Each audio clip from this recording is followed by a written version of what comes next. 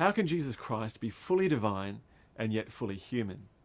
The Council of Nicaea, as we saw in topic 7, had reached a consensus that the Father, the Son, and the Holy Spirit formed a single Godhead, the Trinity, and that the Son, Jesus, was fully divine.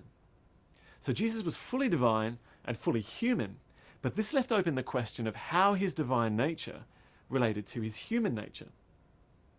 Now, there were different schools of thought on this issue, which led to intense controversy during the early 5th century. Some theologians put forward a view that made Jesus sound like two persons instead of one. Others made Jesus sound like he had one hybrid nature instead of two. Both positions had serious problems and implications. Well, once again, the theological debates were complicated by rivalries between powerful bishops in Alexandria, Constantinople, and Antioch. Pope Leo in Rome, who would shortly convince the fearsome Attila the Hun not to invade Italy, also made an important theological contribution to the debate by suggesting a compromise middle position between the two extreme theological positions. Now, these great debates did not involve only theologians and churchmen. The common people were caught up in the arguments of the theologians, even demonstrating in the streets with banners and chants in support of one side or the other. Matters were further complicated by imperial politics and by unforeseen developments. We'll see in this topic how a horse riding accident, which killed the Eastern Emperor, Theodosius, in 450, changed the whole course of history in the East and led to the crucial Council of Chalcedon in 451.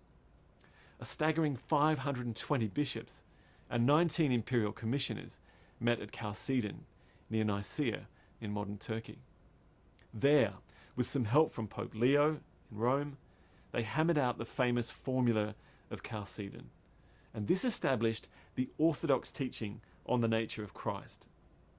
That Jesus was one person with two natures, one human and one divine, united with neither confusion nor division. Now, this doctrine is still held today among Eastern Orthodox, Roman Catholic, and most Protestant Christians.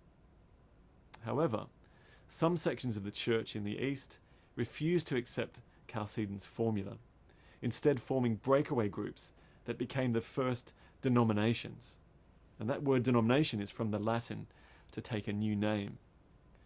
These first denominations are today called the Oriental Orthodox Churches, and they include the Armenian, Coptic, Ethiopian, and Syrian Orthodox churches. Well, all of these questions about the nature and work of Jesus were, along with the Trinity, the most important theological discussions of early Christianity's first 600 years, and they are the focus of this week's fascinating topic. As usual, have a look at the discussion questions for the topic in the readings section below, and keep those discussion questions in mind as you read through the lecture notes and the readings in your two textbooks, Hall's Doctrine and Practice and Stevenson's Creeds, Councils and Controversies. And once again, make sure you catch the webinar either on campus at St Mark's in Canberra, live online, or the recorded version, which will appear in the webinar section below. And as always, please get in touch with me if you have any questions or concerns. I look forward to your discoveries in the webinar and on the discussion forum.